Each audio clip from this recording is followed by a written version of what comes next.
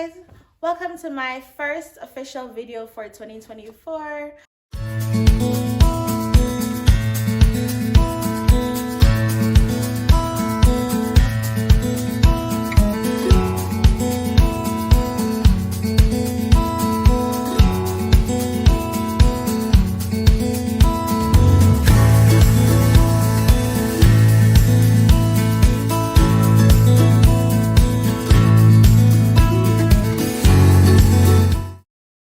I know that I've not been active since the year, but trust me, I've been really spending the time wisely and efficiently, mostly spending time with God as I'm trying to increase my relationship with Him, trying to be more spiritual.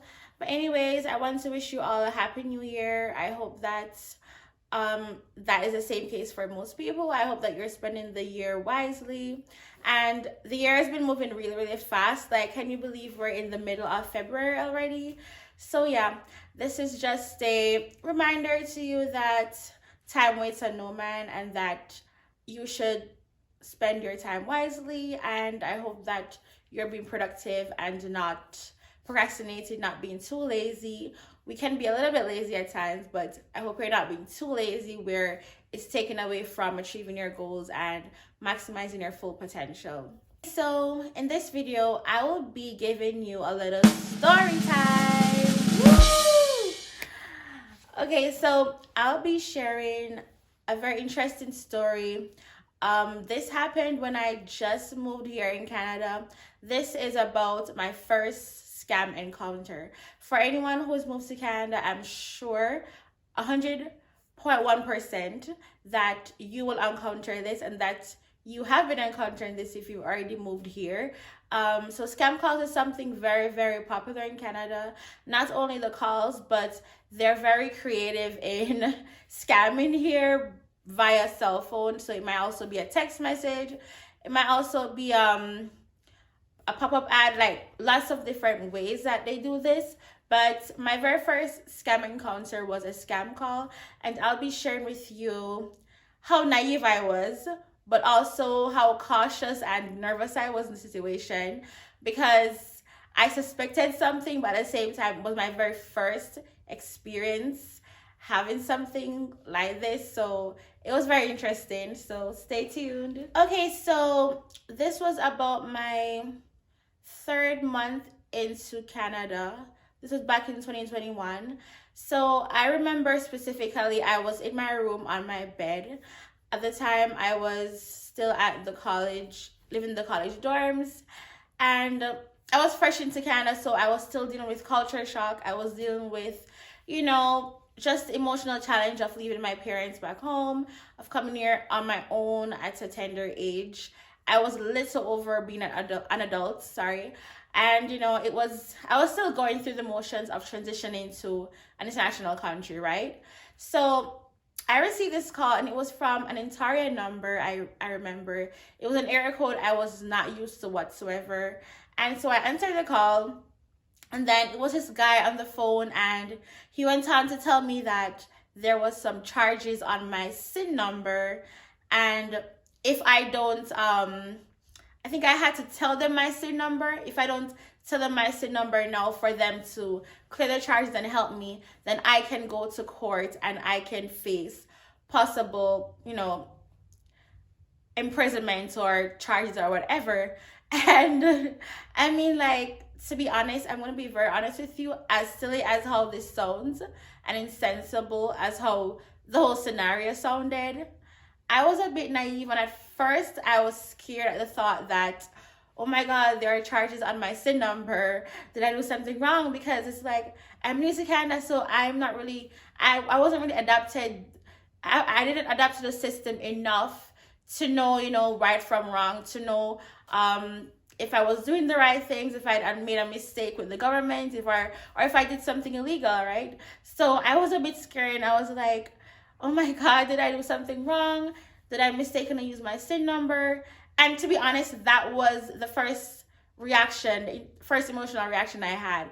So I was on the phone, and I was really trying to, dive deeper into what the person was saying, and I was like, what happened? What is it that I did? Like, I was trying to get an understanding of what he was saying, really. But at the same time, I had a little bit of suspicion in the back of my head, a little bit of it. But the first initial instinct that I said was, I was very scared. And so I was on the phone, interrogating, trying to get answers. And this guy on the phone, believe it or not, he was so thought-provoking. He was so, like, I don't know, he was just trying to be very real, like trying to make the situation seem very real. And I don't know which word to put it as yet, but I'll get back to that. But anyways, he was on the phone trying to tell me that you have to give me your SIN number now. He was very pressuring. Yeah, he was very pressuring. That's the word I'm looking for. So he was on the phone telling me, I need your SIN number now. I need your SIN number now. And then I hung up the call, because I think the reason why I hung up the call was because I was trying to get more information from him. And he wasn't giving me any information at all. He was just telling me that I need to give my SIN number now because there are charges. I know I can face jail time and whatever. And then because he was not giving me any information, so I hung up the call. And then it turns out that I think he called me back again. I'm not sure if it was on the same number or a different number, but I think it was on a different number. No, it was on the same number. He called me back, I think, and then he said that he was going to give me his batch number, because I think he was supposedly someone in the law enforcement team, whatever. Maybe it was a lawyer or something. He tried to give me his batch number and tried to give me some case number or something for me to write down. And believe it or not, guys, I actually went and grabbed my book and my pencil. And I actually went on to try and write down this bullshit that this guy was telling me. But anyways, I'm going to tell you the very instinct when I knew that it wasn't something real. So after he told me that, I think I didn't want to give him my SIM number, so I hung up the call. And then I tried calling the number back again. It was the second time. So I tried calling the number back again, and when I tried calling the number back, it was a different person who answered me. And then it was a lady who answered me, and I was like, I just received a call from this number, and you were telling me about some charges against my SIN or something like that. And then it was a lady, and she was completely oblivious to what I was saying. And she was like, oh, I'm sorry, you have the wrong number. And I was like, that really hit the nail on the head for me. That from that moment, it really snapped into me that this was a scam call. I mean, like, this sounds really naive and silly, but as I said before, coming from Jamaica, I know there probably is scamming in Jamaica, but I've never experienced this before, and I was very naive to the situation at first. But that was the moment when I knew for sure that, yeah, this is a scam. And also in the back of my head, I was thinking, why is this person so pressuring to get my SIN number? And then I was also saying, if there are charges against my SIN number, then shouldn't you have already known my SIN number? How are you wanting to know my SIN number? So yeah, it doesn't make any sense, right? So I'm like, I definitely know that this is a scam. And I'm trying to remember if I got a call back or not. I think I got a call back from them, and that's when I completely hesitated from answering or disclosing anything, and I just shut my phone off. But I can remember that the very first call I get, the very first instance that they called me, they asked me for my postal code. I think that was the most information that I gave. I gave them my postal code because, as I said before, I was very scared of the situation, because I'm like it was my first time coming into this country, and I didn't know much about, I didn't know much about the law. I didn't know much about what's right from what's wrong. And I was a bit naive, as I said. So I did give them my postal code. But then after everything unfolded, and as I mentioned, I realized that the number was fake. It was someone else's number that they called me from. And I was like, yeah, this is definitely a scam. So after all of this, because of how cautious and, afraid I was for the whole situation, I did went on to take measures in trying to, you know, secure myself just in the case that I would have been scammed eventually. So I went on to go on a website, and I think the first thing I did was I tried researching the company that they said they were from.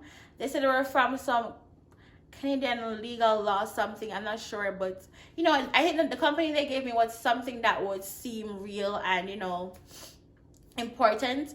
But I went on to research the company, I didn't find anything. And then I think what came up was the Canadian website for you to report scammers. I found their phone number, and I tried calling the phone number, but the line was busy for a while. So I said, let me make a report on their website. So I made a report on the website for a scam call I had, and I gave the number of the numbers that they called me on. I gave those numbers, and I gave the entire scenario of what happened. And I remember a couple days down the line, I was still, you know, trying to get over the situation because it was very overwhelming for me because, you know, it was my first time, as I said. So I went on to call the police, and I called the police for the city that I'm in, and I explained to them the entire scenario, and I told them that I was worried because I gave them my postal code, and they said that that should not have been an issue for me because postal code is kind of public information, because you can get postal code online, just go by going on Canada Post, find the postal code, right? So after speaking with the police, I felt more secure, and, you know, I felt kind of calmed after the situation because I was worried, as I said before. And yeah, that's basically what happened. That was basically what happened. That was definitely not the last call I got, though. I think that was more like an eye-opener for me. I mean, I'm not sure about others who came to Canada. I'm sure that they have gotten scam call. I'm not sure how you would have reacted if it was their first scam call or not, but that first scam call for me was an eye-opener, and I've definitely got plenty more scam calls after that, like maybe 3 times for the week about a scam call. And sometimes I can tell before that it's a scam call by just looking at the phone number. I just quickly hang up the phone because I learned my lessons from the first time, and I was basically able to protect myself. And well, the moral of the story really is just to show that, you know, in life, there'll be a first time to everything, and we will learn life lessons. It doesn't mean that we're going to be, what should I say? It doesn't mean that we're going to be correct or stern or, you know, or smart or wise, basically, the first instance that we encounter these situations. But it's not really to pressure yourself, but it's really to learn that there'll be a first to everything, and ignorance is a big thing. So I was ignorant to the whole situation because it was my first time experiencing this, and I probably wasn't wise. My first initial reaction probably wasn't the wisest because I went on to give my postal code, and I even tried writing down information that they were giving me. But then later on in the call, I really grasped the understanding that this was a fake call. It was fraud, right? That is my first scam call experience. If you want to share yours as well, you can comment down below this video. Please remember to like this video if you also want to leave your comments about if you think I handled the situation properly. What are your thoughts? If you think that I was supposed to do something else. But anyways, if you also want to share your story, as I said, you can comment down below and let me know. Thank you for watching this video. Have a good one.